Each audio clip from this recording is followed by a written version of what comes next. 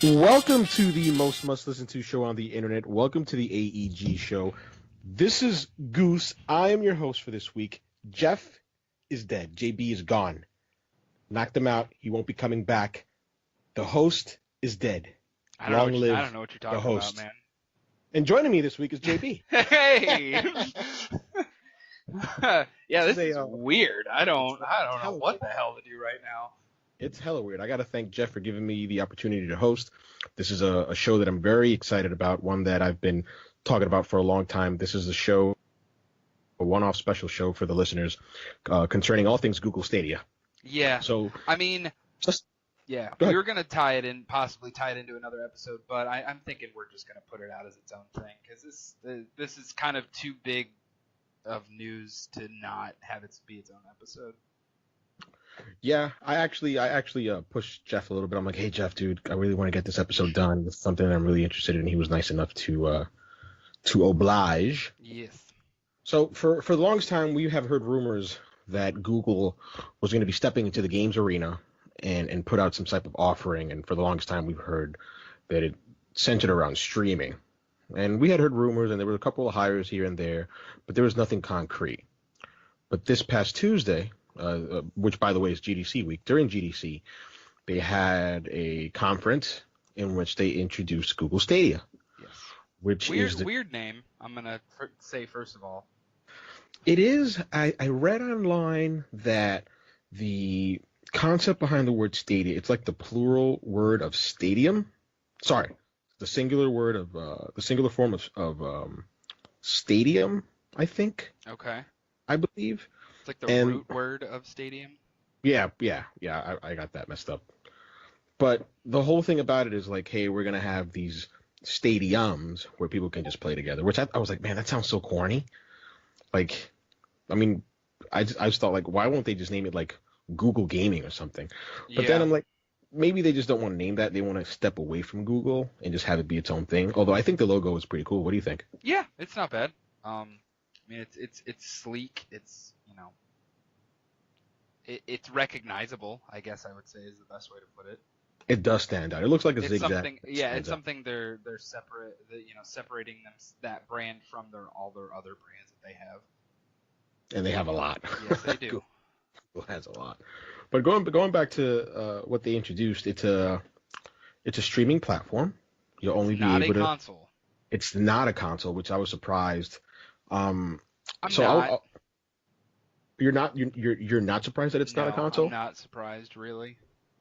You weren't even expecting like some sort of, I don't know, like a PS Vita TV type deal, possibly at the bare bones, doing just like a small box, kind of like a Chromecast or something like that, but centered around gaming. But we'll get to why that's not a thing here in a minute. But yeah, I mean, I kind of was thinking more of a subscription service, like a platform, if you will. We have all these different, Dalton talked about it last week. The Epic Game Store, Steam, Uplay, all these, platforms that you can play games on. I kind of assumed it would be something, to stand alongside those.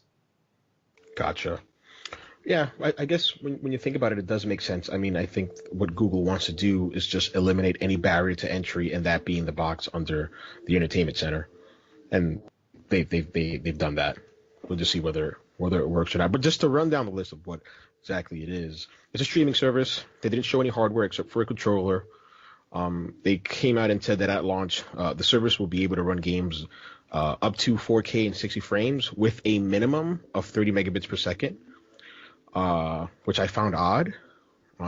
It'll scale down. The frame rates will scale if you have internet below 30 megabytes per second, which it's sort of that sounds good because a lot of the country, especially in rural areas, and maybe you can attest to this, Jeff. I mean, I have, I'm not sure.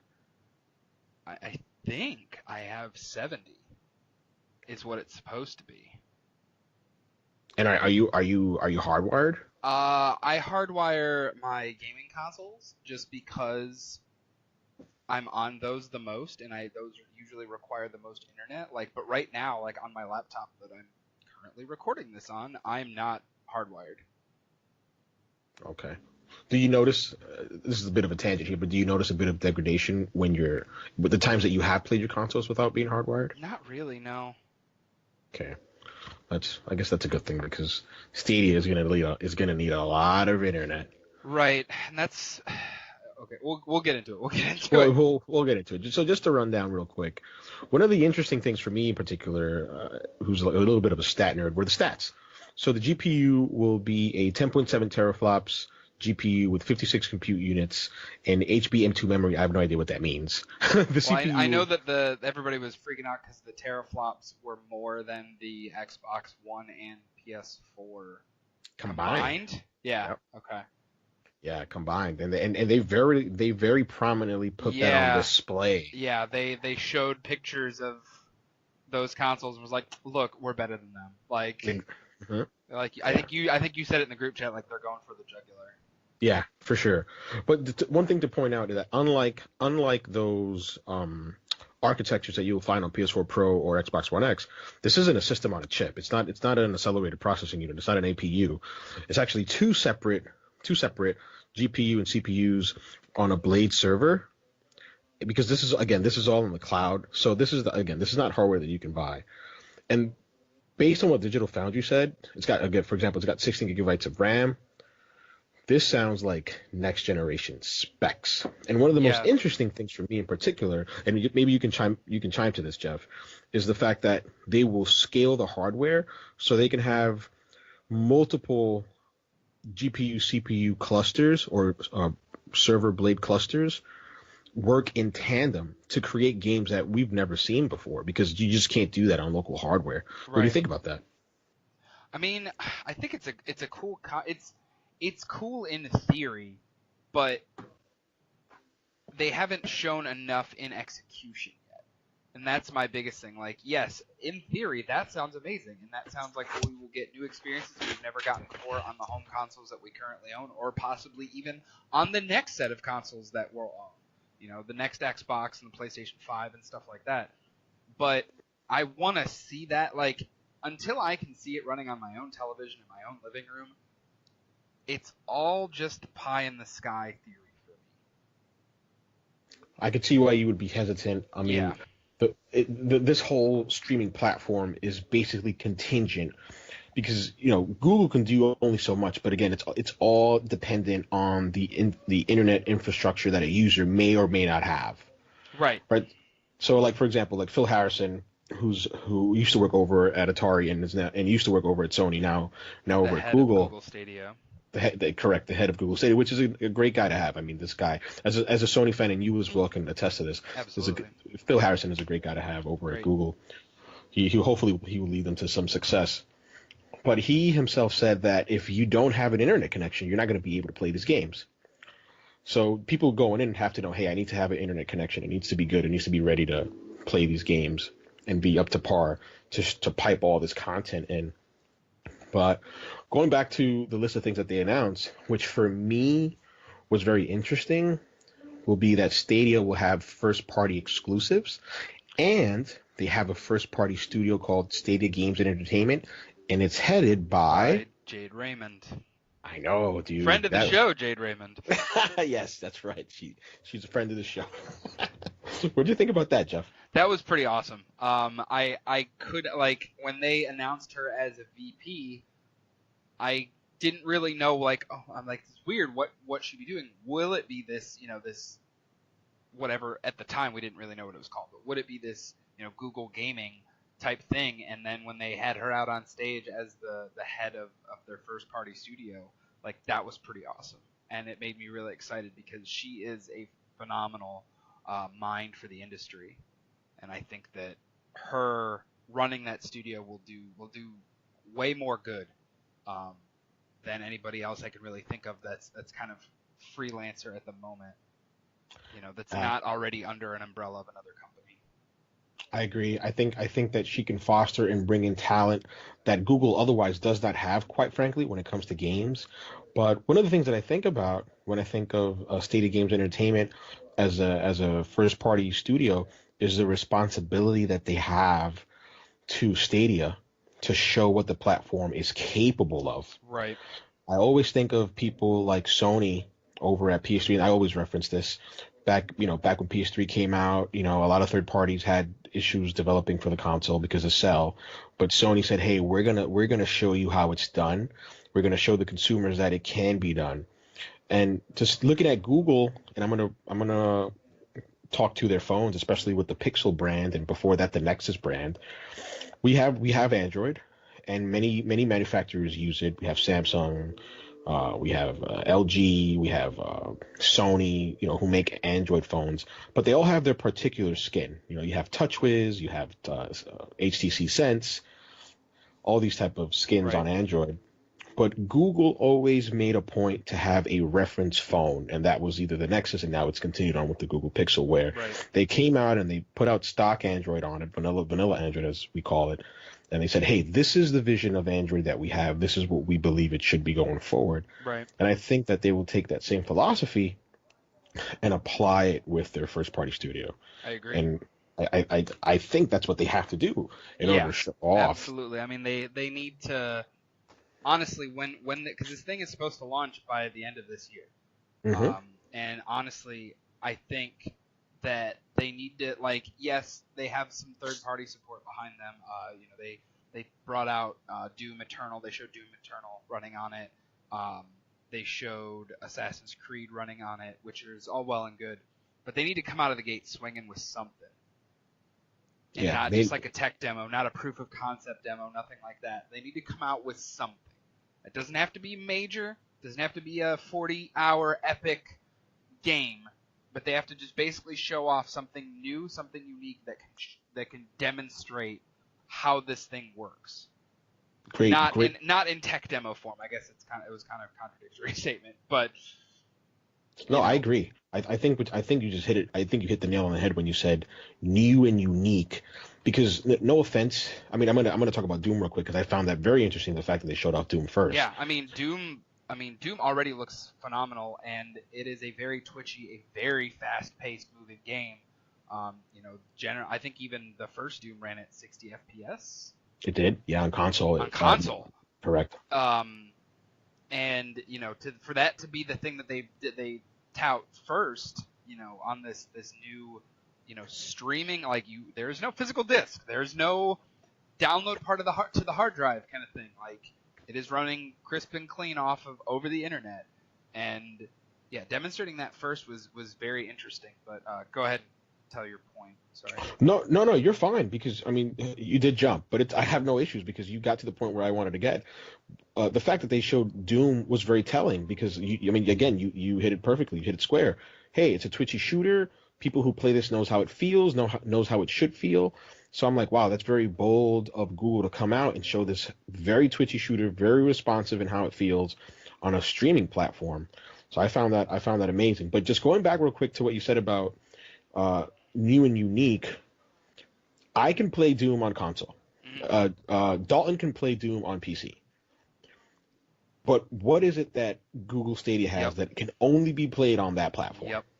And new and unique And that's hit it the on thing exactly. That's where, the only way I would consider, because let's not beat around the bush here. It's me, so I'm most likely going to pick up, subscribe for this service. They haven't announced a pricing structure yet. But whatever it is that they come out with for this thing, I'm most likely going to pick it up and mess with it and see if I can get it to work on my internet.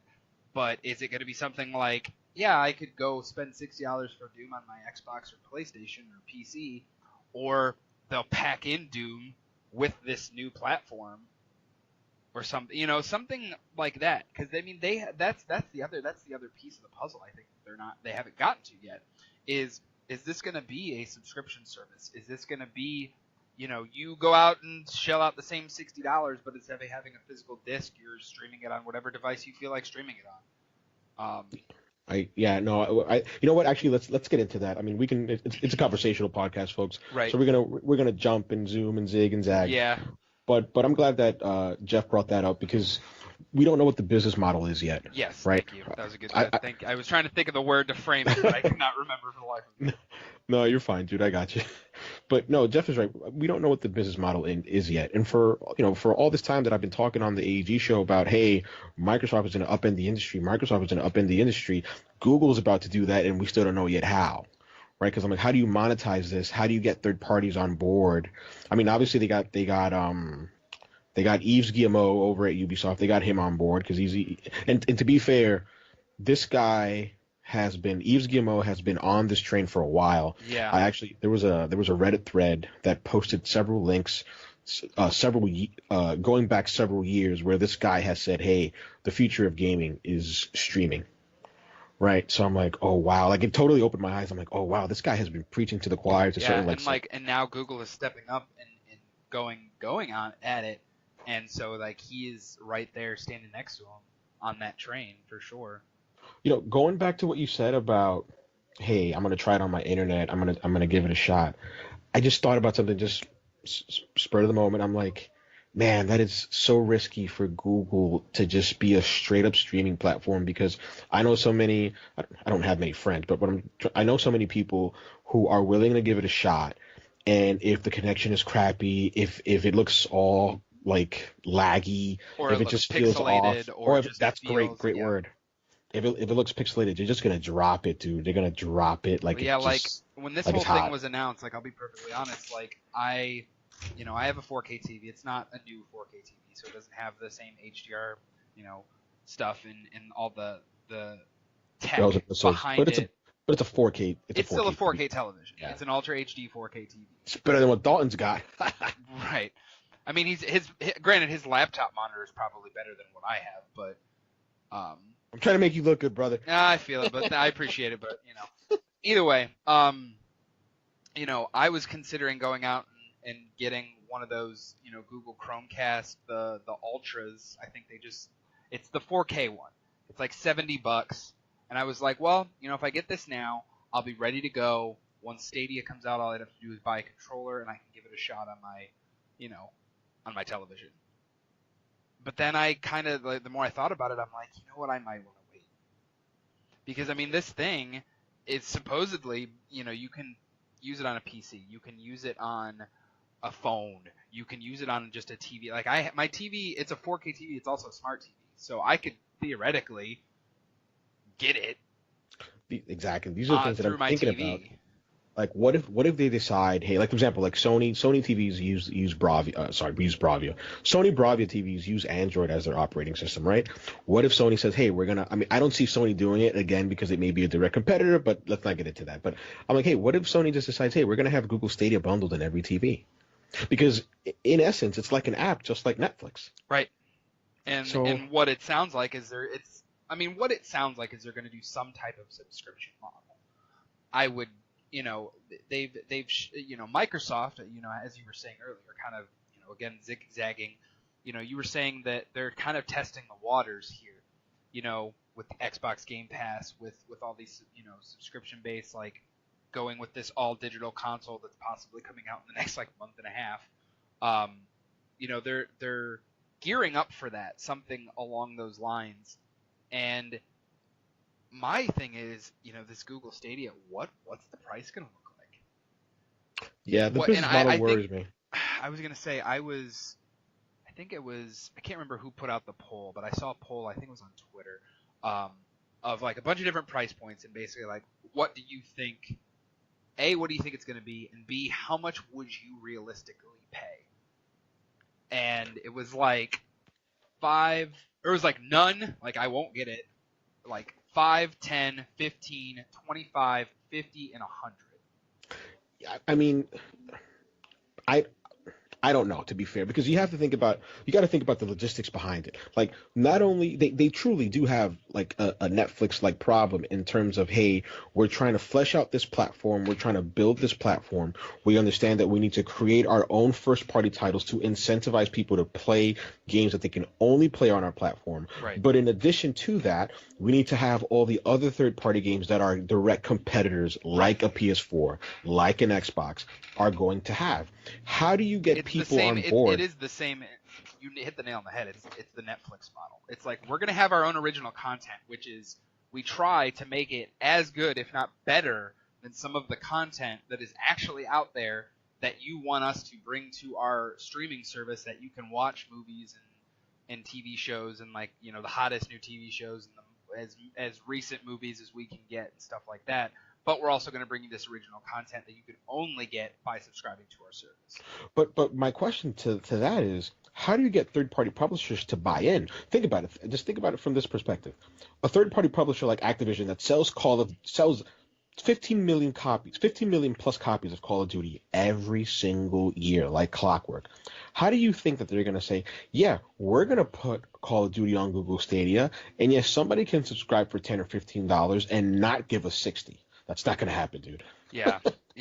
That's just with somebody as big as like Activision or even EA. I mean, EA has their own damn subscription service, for God's sakes. Yeah, that's right. I'm like, how do you get all these people to play nice and help? And it's funny, like now that I'm kind of thinking about it, it's not a streaming future, but I think I've talked about it on the show before. I'm thinking in the terms of like a digital future where instead of having, going out and buying that $60 box copy, you're subscribing to all these different services. The EA Play, or EA Access, excuse me. Xbox Game Pass, yada yada. PlayStation Now. Now, thank you. Yeah, gotcha. All that stuff, as opposed to going out to a retailer like a GameStop and picking up a $60 copy of a game, because I can go in the other room. I can subscribe to Xbox Game Pass, which I actually already have, but that's beside the point. And I can play the last 3 or 4 major Microsoft releases for $10 in the full game. It's not like, oh, here's like a 10-hour demo, and because even EA is, you get a 10-hour demo of the new stuff, and then eventually it goes in the vault. I'm kind of torn on this because, again, it is the Netflix model where there are going to be certain exclusives. Like there's certain things on Amazon that I can only watch on Amazon or Hulu right. or Netflix. And and I'm not gonna lie, there are some of the stuff like I'll be upfront with the listeners. Like I just recently got rid of Netflix again. Did you really? Yeah, I don't watch it enough for me to care. Like gotcha. For me to pay because especially since the price is going up. I mean, it's only going up a couple dollars, but still, it adds up over a year. In exchange for that, I actually opted for the Hulu Live TV because I like to watch live wrestling. I like to watch it the night that it's on. Granted, we record on Monday night, so I can't catch the entire thing. But still, I like to have that ability to watch these certain shows that I like when they're on and stuff like that. And I like having, if I want to watch like a baseball game or a basketball game, have it in the background while I'm doing something else. Like, that's more valuable to me. I mean, I know we're getting really off topic here, and I apologize. No. Trust me, I'm gonna bring it back. No, keep going. I got you. But like, it's so hard for me to balance, what I want out of these streaming services, and it gets damn expensive. I mean, I'm already paying, a decent amount for the internet that I have, and then on top of that, I'm also paying for all these subscription services. And if Google Stadia, gains traction and it's something that I feel like I want, then I have to decide, okay, how do I want to work that out?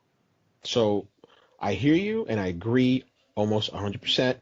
I agree that it's burdensome. You have to pay all this. We don't have to pay all this money, but we choose to pay all this money. Well, yeah, because I don't have cable. This Hulu with live TV is now basically my cable. And you see, that's a great example because you're you are a cord cutter. Right, and a lot of people our age are essentially doing that, but I hear you because I'm kind of torn on it because half of me is like, man, why can't we just have one big player that can encompass all these services together? That would be awesome. But then the other half of me, like the capitalist side, is like, no, we can't have that. We can't have somebody have a monopoly on something because then they set the prices and we'll be screwed. Although, like, for example, I have HBO, I have Showtime, I have Netflix, I have Hulu, I have Amazon. Right. I have all these subscription services. But right. but what you just said about being able to cancel Netflix is the beauty in it because you get to pick and choose what you want to watch. Right. And at the end of the day, the customer has the power to say, hey, I'm not going to watch this, I'm not going to pay for that. And that's what's going to happen. That's what like we have Google Stadia. In a couple of months, I'm pretty sure that Microsoft is going to unveil xCloud and what that entails. Yeah, and I'm pretty sure. Yeah, I mean, I think after this whole Google announcement, I think I can't remember who was it. Phil Spencer? Yeah, Phil Spencer. There was a company memo by Phil Spencer. Yeah, he basically said nothing that was shown today is a surprise. He said they went big, Be but ready we're for gonna go our big at surprise E3. at E3. Exactly. Yeah. I don't want to quote him exactly, but he said something along the lines of, "Hey, Google went big today. We will go big at E3." Exactly. And that's like shots fired. Shots. Well, I mean, fired. Google fired first, technically. Yeah, for sure. Yeah, they did. But just bringing it back to Google Stadia. Yes. There's two things that I want to touch on. The first one is, what do you think about the controller? I It's like the only it. hardware that they have. Right. I like it. I like that there's a capture button. I like that there's a upload to YouTube option, similar to like the share button on the PlayStation 4. I love that. I really wish Microsoft had that. Granted, Microsoft has the built-in Mixer app, which is their own streaming service that they do, which is still nice. Which is great, and it's underrated, by the way. I love it. It is super. Mixer is fucking phenomenal. Like, I honestly, like, I'll be bold and say it. I like it more than Twitch. But that's neither here nor there. We'll have plenty of time to talk about that, I'm sure, because I'm sure it'll be integrated with the next Xbox or whatever they eventually unveil. But I like the Stadia controller a lot. You pointed this out, and I've been kind of bouncing back and forth between Xbox and PlayStation lately, and the offset sticks are more comfortable. They are. I'm sorry. I played the 360 all of last generation, like that was my console of choice, and I'd always felt weird to go to the PS3 because of the even sticks.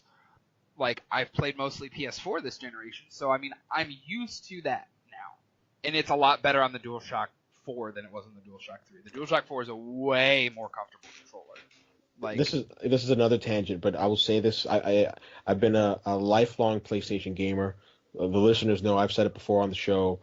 Xbox One this generation is the first time that I jumped over to any other home console besides the PlayStation. And when I had the gamepad, the Xbox One gamepad on my hand, I was like, this is just heaven. This is hands down to me the best controller that there is. It's just, and the reason, and I always say this because a lot of people give credit to the DualShock 4.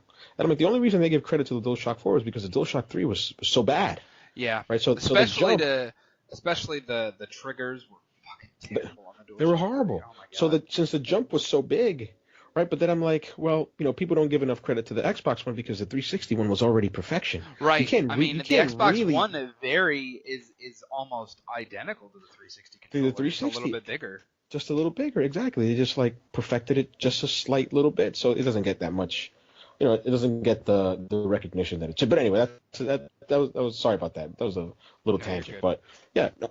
And then the second thing that I really wanted to touch on, and I think you can speak to this more than I can because unlike me, you're one of the cool kids. I'm not.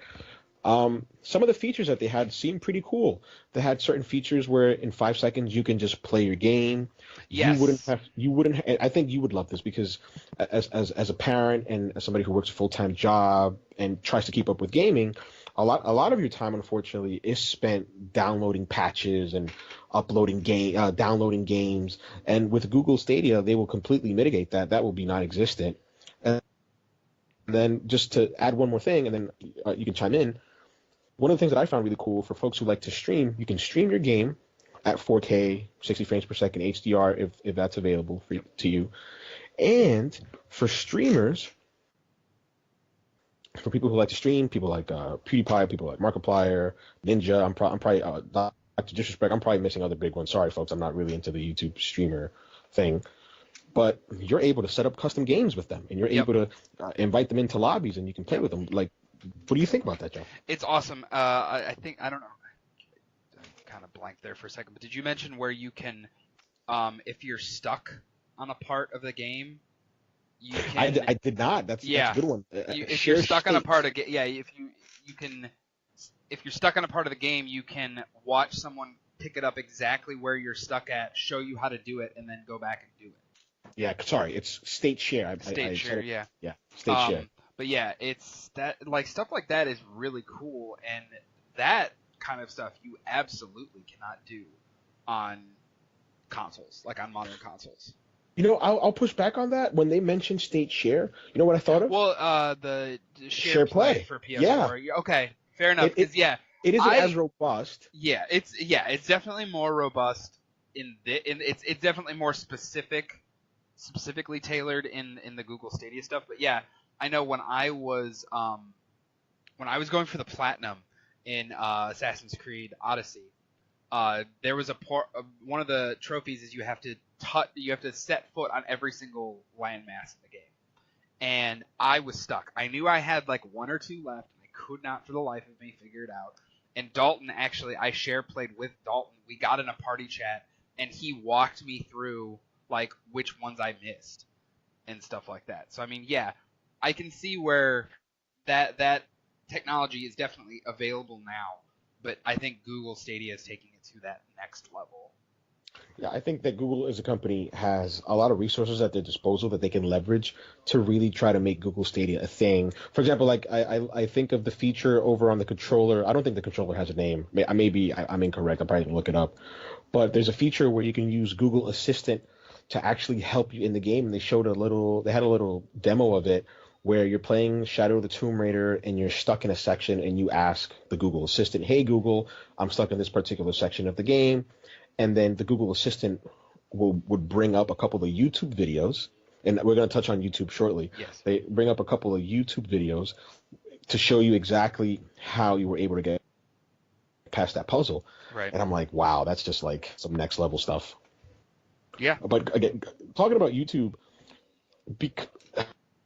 there's going to be such tight integration that I think that Microsoft doesn't have, that Sony doesn't have. They just don't have that platform. They don't have a YouTube. Well, to yeah, leverage. I mean, I think the closest thing that, I mean, yes, Sony, you can stream directly to YouTube. You can upload directly to YouTube, and that's nice because Xbox still doesn't have that.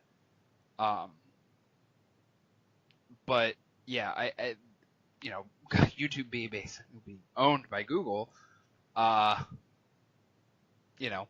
it's a nice their bread and butter. Exactly. It's a nice cherry on top of a presentation like this, because they can be like, oh yeah, that thing that hundreds of millions of people watch every single day, all day long. Yeah, we own that, and we can integrate it in with our gaming stuff now. And you know what? Now that I think about it, during the presentation, Phil Spencer did say that. He's like, "Hey, there's a divide." What did I say, Spencer? Yes, you did. Sorry, Phil. It's tough because those names are so close together. Phil and Phil, yeah. So Phil Harrison. Two Phils don't make a right. That's Phil Harrison, the former Sony guy. When he was up on stage, he did speak to the fact that there's a divide. He said people watch YouTube gaming videos. I think it's 200 million people a day. Right. And he's like, and we're trying to integrate the people who play the games with the people who watch the games. Right. And I think they're in a unique position to do that. One of the things that I'm worried about YouTube, though, and again, this speaks to the business model because we don't know how it'll work, but I myself am worried about ads in games. I can see where, ads yeah. Yeah, because I mean, unless you're, isn't it? You have to be. What's the YouTube subscription model? Is that YouTube Red? YouTube Red, I think, or YouTube. Yeah, I think it is YouTube Red or YouTube Premium. I forget.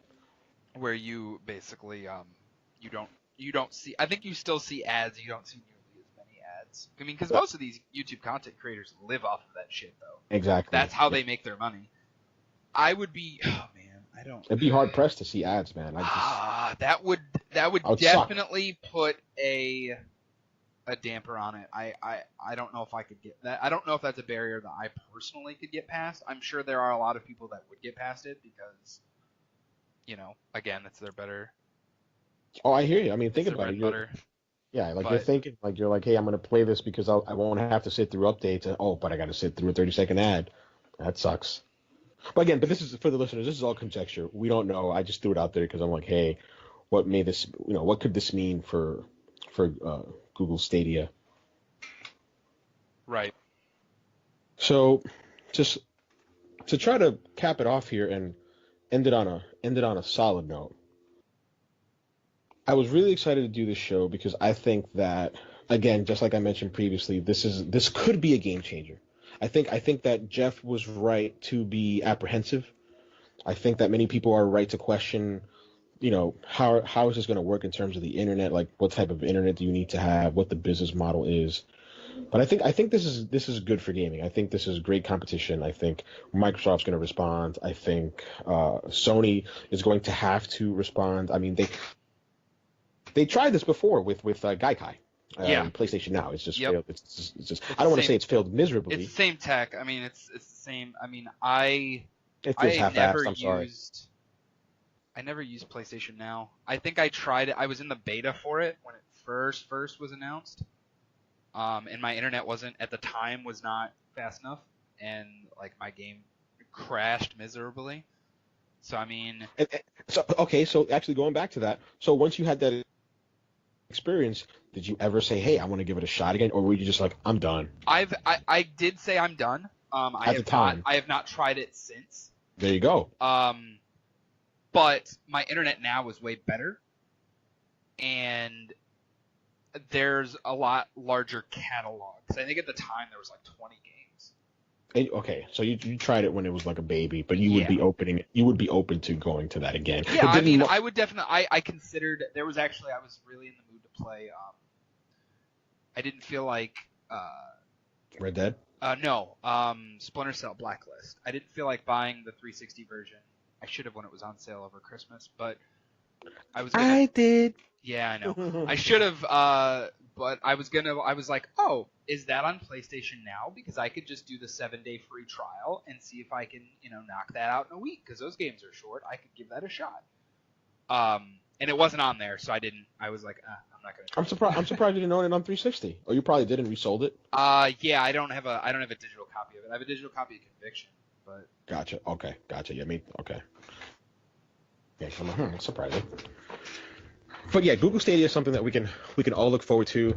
I can't wait for Microsoft to show what they have off over at E3 in regards to xCloud and Game Pass and whatever it is that they're going to bring over. I think they're going to have a big E3. I'm pretty sure that Google will make their first foray into E3 this year. So we were all worried, and I could be wrong. They haven't made any announcements. This is all conjecture. Right. But we were all worried about E3 slowing down, and I think Google may, be like, hey, we're here. Yeah, I was gonna say with Sony out of it. Now they're going to be doing their own thing, which we will get to on our regularly scheduled. On our regularly scheduled show, we have a special guest. Yes. We won't name who they are, right? But we're looking across the pond. Yep. We actually, I mean, I know Dalton made the announcement on Twitter, so if you want to go check out our Twitter. Absolutely. Yeah. I don't even want to say it. You go check out our Twitter. I want some more people to look at that thing. So. Follow us on Twitter. Yes. We're about to close this show out. Yeah, just make sure to follow us on Twitter over at Average Gaming 17. Right. Make sure to follow me over on Twitter at Goose_7. Yep. 7 is always spelled SE, the number 7 EN. And I'm at JB_AEG. And real quick, I want to give my final real quick thoughts on Stadia. Sure. I'm excited. I'm still hesitant. I want to know the business model before I decide whether this is a day one purchase or a wait and see purchase for me. I've been burned many a time getting things early. And I don't want to adopt this technology and it to be something that ends up not panning out, unfortunately. Granted, it'll take longer than 6 months to find out if it pans out or not. This is gonna sound real stupid, but these are my two closing cents. Okay. I'm excited for Google Stadia as well. I don't see it, and I could be totally wrong, because I think inherently, just based on on what it is, it doesn't matter how many Google data centers there are around the world. There will be latency. It's a streaming service. Yeah. I'm not expecting to play games natively like they do on my PS4 or Xbox. I don't see it replacing my PS4 or Xbox. Again, I could be swayed. But the thing that I want to do... Yeah, depending on how good this tech is and how stable it is, it's possible it could replace something like that, but I agree, I doubt it. The thing that I want to do the most, and it's going to sound... I'm going to sound very hypocritical because screw mobile gaming. I want to be able to clasp an Xbox controller on my Google Pixel and play a game on my way to work in the morning. I don't care what anybody is. Oh wow, look at this guy's got an Xbox. Yeah, I do got an Xbox controller. I don't care. That's what I want to do, dude. I saw that over on Xbox, the Inside Wire or Xbox Live Wire, and I'm like, so you I want to do that it. experience? I want that experience, man. If I can have that on the go, and I don't have to worry about touch controls, I don't care about having a clamp. That doesn't bother me. Right. I'm like, that's what I want. I want to be able to take those AAA experiences on the go. Yep, I feel it. But thanks for listening, everybody. Make sure to check us out on Twitter. Make sure to check us out over on YouTube and Twitch. Yep, we will be doing another. Well, actually, we might be ended up doing 2 more episodes this week because, yeah, Sunday we're going to be recording early, so that episode will be out a lot earlier than normal. Once I get it edited and everything, boiled down. But that will be with our special guest, basically the normal show with a few extra topics, catered to her strengths. Yes, it's a her. And a real it's a real live female. But then Monday we might be recording another episode, a brief one similar to this, even though this ended up being 45 minutes. But Sony is doing it's State of Play. Isn't that what it's called? State of Play. State of Play, which is similar to like their Inside Xbox. So Sony is copying, which is what I told them to do in the first place. They're copying Microsoft and Nintendo by doing little short, whenever they feel like, videos announcing and describing new things. Making some new announcements. Maybe, we might get a release date or 2, or at least a release window. Maybe some new trailers or footage from games that we're looking forward to. But we'll find all that out on Monday. I think it's Monday morning, Monday afternoon. So that'll be interesting to see. But man, it's been a hell of a week for gaming. It has. It's ramping up. E3 is right around the corner. Right. I mean, it's March. We still got. I mean, yeah, it's right around the corner, but it's still almost 2 months away, or over 2 months away. That's gonna, man. It's gonna sneak up us. It's gonna sneak up on us so quick. It's just gonna sneak quick. I'm just so excited. Yeah, me too. All right, everybody. But Goose, take us home. Thank you for listening. Thank you, Jeff, for allowing me to host. This was no problem. My first hosting gig. I appreciate it. It was kind of nice not having to, giving my 2 cents as opposed to leading the conversation. Well, you're our host, and you're here to stay. Thank you for the opportunity. Absolutely. And thank you, everybody. Thanks for listening. Yes, thank you. Have a good night.